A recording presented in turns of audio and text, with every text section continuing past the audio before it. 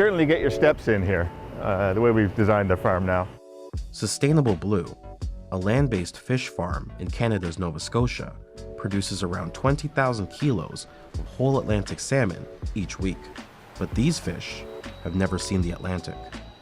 The salmon goes from hatch to harvest in giant tanks indoors. We have to move the fish, of course, and we want to also keep the fish at a low stress level. And the easiest way to do that with any fish is to keep them in water. You can see over there a sort of a double pipeline running for several thousand feet, and we'll actually pull from one building, push fish up into another building, and for them it's just a theme park ride. And we have clear sections, we can watch them go by and wave. Aquaculture, or fish farming, both on land and in pens out at sea, is the fastest growing form of food production in the world. Well over half the seafood on the planet is farm-raised. Critics and animal rights campaigners have criticized indoor fish farming as being akin to industrialized battery farming. Okay. And growing fish indoors, like this, is still a niche industry. So these fish are actually feeding now.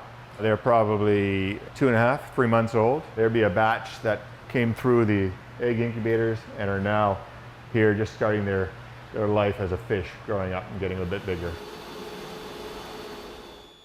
The tanks here rely on a technology called recirculating aquaculture systems, or RAS for short. Less than 5% of farmed fish is raised in this way. It looks like a lot, it is a lot, but we know what it does. By constantly recycling the water they're using, RAS systems allow fish to stay disease-free in a controlled environment without the use of antibiotics or pesticides. The ocean has threats, temperature swings, violent storms, disease risk, and so on. And when you're farming fish in the ocean, then there's no way to protect your fish in an open environment from those kind of threats. So we choose to mitigate that by bringing fish farming into an environment where we can fully control it. We're also not impacting the ocean in the way that we farm salmon. So we're not discharging waste back into the ocean. We leave the ocean to itself completely. Leaving the ocean to itself is something that this Nova Scotia-based couple is passionate about. They're co-authors, investigative journalists, and spouses. And together, they're holding industrial, ocean-based, open-net pen salmon farming to account. I'm Doug France, the co-author of Salmon Wars, the dark underbelly of our favorite fish. Wow, you could remember that. My name is Catherine Collins. You're the co-author. I'm the co-author of Salmon Wars with this guy right here. We went to a meeting in a village near here called Mahone Bay to talk about the plans by big seafood companies to put in more than 20 open net pen salmon farms along the pristine coast of Nova Scotia. And we came away from that meeting deeply concerned, and that's how we spent the next more than 2 years investigating the industrialization of salmon. People all over the world don't know what they're eating when they go to the store and they buy fresh Atlantic salmon. These salmon are crammed 100,000 or more in a single cage, submerged just below the surface, and they're fed a steady diet of wild fish, and they live in their own feces.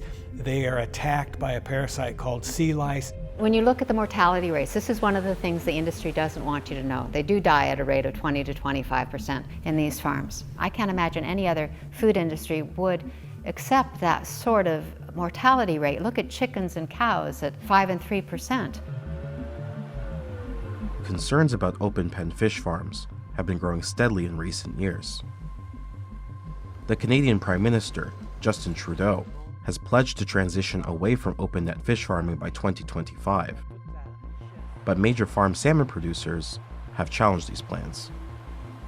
Norway, the world's biggest producer of farmed salmon, is trying to encourage producers away from ocean-based farming by offering free licenses to land-based farms, while making open net farming more expensive.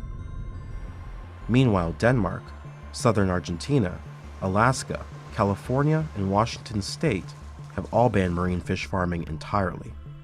For Washington's Commissioner of Public Lands, the ban is a direct consequence of the collapse of a net pen facility holding over 300,000 Atlantic salmon that took place in 2017.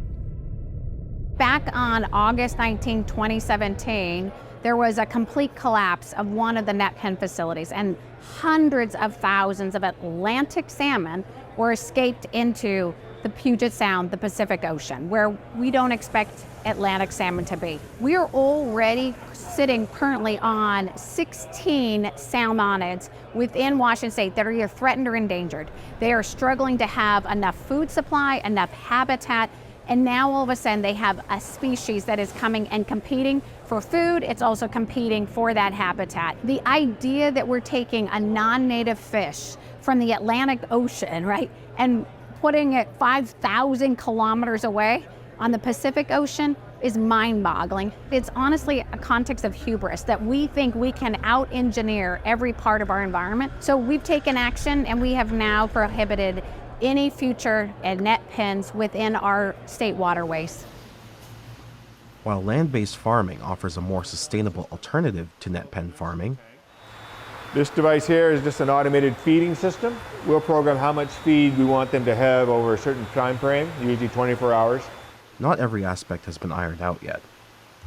It used to be that it took 3 kilos of wild fish to raise 1 kilo of salmon. That's the definition of an unsustainable practice. Today, I believe that ratio is down to about 1.5 kilos to 1 kilo of salmon. That's still pretty unsustainable. I'm really uncomfortable with the idea that we take wild fish out of sustenance fisheries off of places like the west coast of Africa. They do not belong in a salmon farm so that we can eat our fancy salmon in fancy restaurants. So the feed issue is one challenge that every aquaculture company in the world is going to have to solve. We're taking fish out of the ocean to turn it into an aquaculture diet to feed to our salmon, trout, cod, or whatever it is that we're growing. So we recognize that there's a significant need to solve that problem. Feeding all this fish requires some out-of-the-box thinking. Just outside Nova Scotia's capital, Halifax, is one startup doing just that. Welcome to Overland Agriscience. I'm going to take you on a quick tour of our black soldier fly farm. For the past 18 months, Sustainable Blue has been trialing a feed that could make its salmon less reliant on ocean-based food sources, the larvae of black soldier flies. So there's many tens of thousands in here. They'll get more than twice this size when they're fully grown. People ask me, you're feeding insects to salmon? And when you ask them and you say, well, what do you think salmon are eating in nature? Well, actually in nature, salmon spend a lot of their time in rivers where they're actually eating insects. People are demanding higher quality foods. That puts tremendous pressure on our food supply system. Insects are an incredibly good way of producing a lot of protein in a small amount of space. The soldier fly is actually unique in that what we can do with it is we can actually feed it food waste. And so we're turning food waste into a very high quality protein.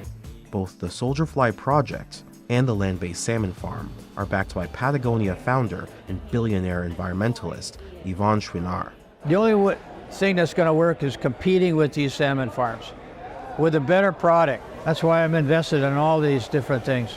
And every time we make the right decision for the environment, it leads to more profit. I'm absolutely convinced of that.